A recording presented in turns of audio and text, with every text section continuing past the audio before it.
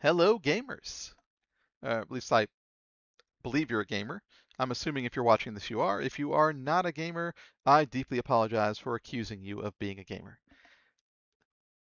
Now, I am Professor Scott. I teach computer science programming at a college, undisclosed location. And I basically made this channel to kind of have a little bit of fun when I'm not doing that. I do a bunch of other stuff too, but first and foremost, what I want to do is basically just play some old games and talk a little bit about them. Talk a little bit about their history, why some things were programmed the way they were. Uh, and maybe at some point I might try to make a video where I'm making like a level of Mario or something like that. I've been playing around with Godot. I played with Unity before. I'm primarily using Godot now because I'm teaching several levels of Python. So that's kind of my go-to at the moment. So I may do a little bit of that as well. So just, there'll be some videos of me playing the games, and there may be a video or two of me actually trying to put one together. The whole goal is hopefully for me to learn a little bit as well. So I figured, for my first retro game for this channel, why not pick Super Mario Brothers? I mean, it's such an iconic game and effectively just created a whole industry for the most part. So as I play, I'm going to be, I'll talk a little bit about some history things. I'm not going to try to like just bloviate too much. Uh, I'll give one or two tidbits per world. We're going to do a world per video here. Hopefully I got everything set up correctly. Don't expect any flashy effects. I don't have an editor or anything like that. It's just going to be me playing some games. No muss, no fuss. No flashy, shiny things or anything like that. Maybe one day if I become, you know, leveled up or something, and can afford things like that. Be nice if I can afford nice things. But for now, just going to play the games, enjoy myself, and hopefully have other people enjoy themselves and maybe learn a little bit. In the true old edutainment style. If you ever heard that word, it's something they used back in like the 80s and 90s to basically say the game wasn't going to be a lot of fun. But anyway, let's go ahead and start. We're going to go one world at a time. I am not going to jump, like use warp zones or try to skip. So I'm just going to go through as normal as possibly can. I will try not to die repeatedly. That's going to be the struggle. I have not played this game in many, many, many years, so this is definitely a throwback for me. Now, this is level 1-1, where I'm going to start, and I'll start with my first little drop of information here. World 1-1 is actually not the first world they built. I think it was World 4, basically. And they built that level, they built a bunch of the other levels, and they decided that those were too difficult for someone who doesn't know how to play the game. So they built the first like 3 worlds to kind of be tutorials to show you how the game's going to work. Back in the day, they didn't have, the option to give you all of this like text. Press B to jump and A to run and, move this button to move this way and that way. They basically had to kind of show and tell. You had to figure it out on your own. They didn't have the storage capacity in the cartridge itself to like add a whole bunch of extra stuff. In fact, this game itself, they were pretty much max capacity when they built this game. I think the music took up most of the space. A lot of the sprites took up a lot of the space, and even then, they reused a lot of different things. Just so you know, and we'll cover some of that later. But this is the tutorial level, and then I'll explain why kind of as we go through it. So let's start moving. Boom. So first level, you see one enemy kind of slowly coming towards you. I have to move around just to get over here. You may press a button or two. There's only 2 on a NES controller because this is a Nintendo Entertainment System game. So you should know how to jump and kind of move by the time you get to this point. Now, if this guy touches you, you die. You can jump over it, which would probably be somebody's first idea. Or you can jump on top of it and smash it, which you eventually kind of have to learn when they start giving you 3 or 4 of these, and you don't have a choice but to kind of bounce off one. At that point, that they're kind of showing you how you can kind of kill them. The shiny boxes you see that are shining and flashing, they're to draw your attention to it because they want you to do something to that. Bump it or hit it and stuff like that. So most of what you see on the screen here is really just them teaching you just with visual clues. So, now the mushroom, you'll note, goes down, hits that pipe, comes right back to me, and that's not an accident. Purposeful design there. So if you're like making a game or something like that, you can kind of take some cues from this because it's really well designed as far as the start goes. It gives you a couple of simple enemies, doesn't even have to hold your hand through it, you figure it out and then you go.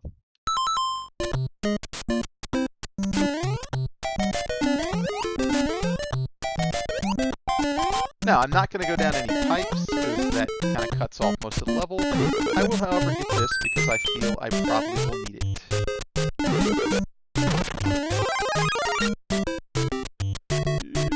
I think there's something up there if I can get to it. Maybe not. We don't want to take too much time here. Now, here's another little tidbit fact.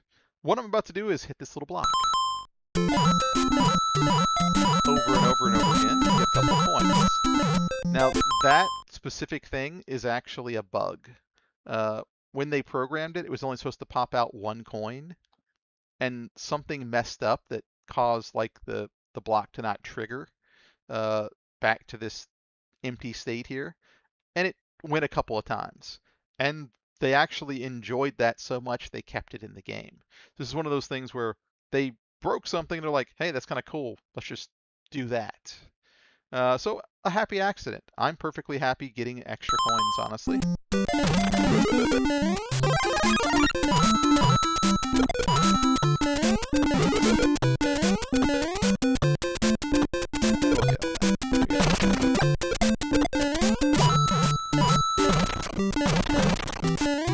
Alright.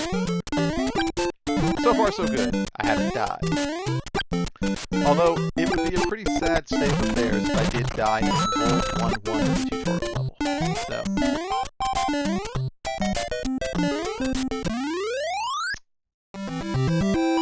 And there we go. End of the first level. Now I'm going to go all the way to World 2. So we got 3 more left here. That kind of runs the gambit of some of the levels that you're going to see. You know, an above ground, an underground. I think there's a tree level, and then there's the boss at the end. And if you notice, you can kind of look how everything's a square, and that's again because it was all done on graphics.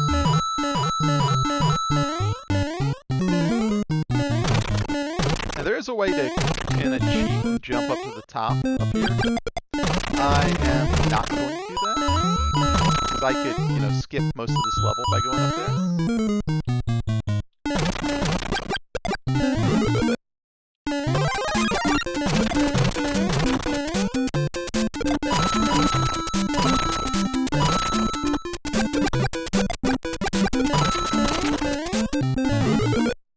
I didn't need that anyway. It's fine. And this is, I think, where I can definitely jump up. There we go. Extra. I actually did not know that was up there. Awesome. I'm going to need all the extra men I can get.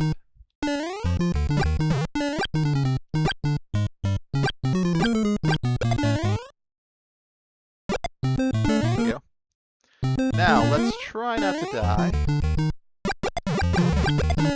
The more men I have, the better I'm going to be later on. So, let's see if I remember correctly. I think that's just like a firefly or... There we go. And if I jump up here, there is a warp zone. I'm going to skip that. I remember some of these things from years and years ago, and other things I don't have a clue about, so... Oop.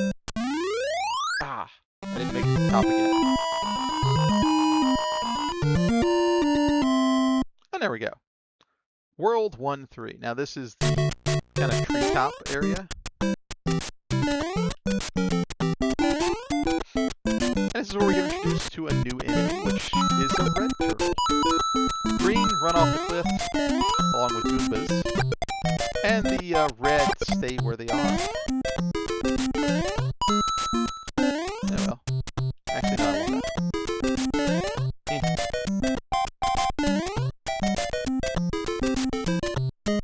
Good coin. Yes.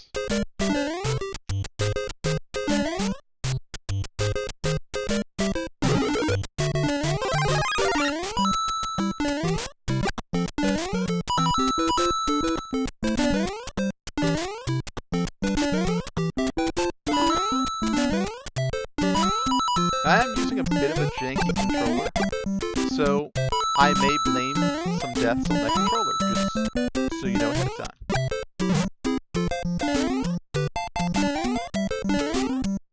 And away! Finally. Now I should also point out there is a score in the upper left corner that's utterly useless, pretty much. I don't know of any reason for the score to actually be used. So, and getting extra fire flowers don't really do me good either. So I'm just gonna keep going.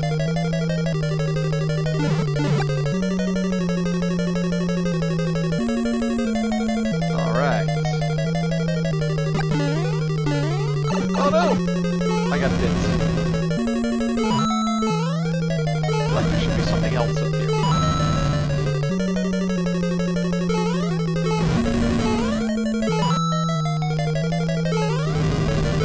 Oh no, let's not die here.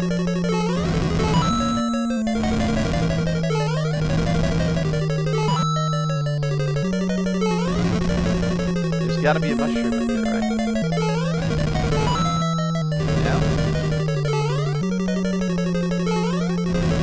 Alright, it's okay. We got this. We've got this. And I'm gonna run and jump over you. Probably. Okay. Stop that. I did not touch him. Alright, well, first step. Of many, I'm sure, actually. Okay. Nobody saw that. That did not happen. Happens when you... Alright. This time we got this. Yeah, suck it. Alright, now we got this. So, I'm just gonna take my time. Scooch through here.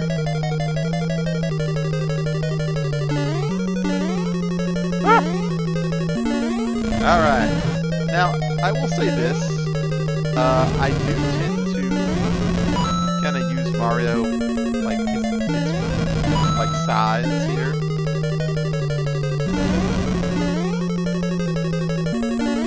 Yeah, well, let's just go ahead. I usually take the hit from the Bowser, and then just keep going. Unless I can make it in crumbs. And there we go. I have rescued the little mushroom guy, Toad. You know, interestingly enough, like, Toads in every single castle. I guess I'm rescuing different Toads. That would be the canon way to see this, probably. But it is a little bit annoying. Thank you, but the princess is in another castle.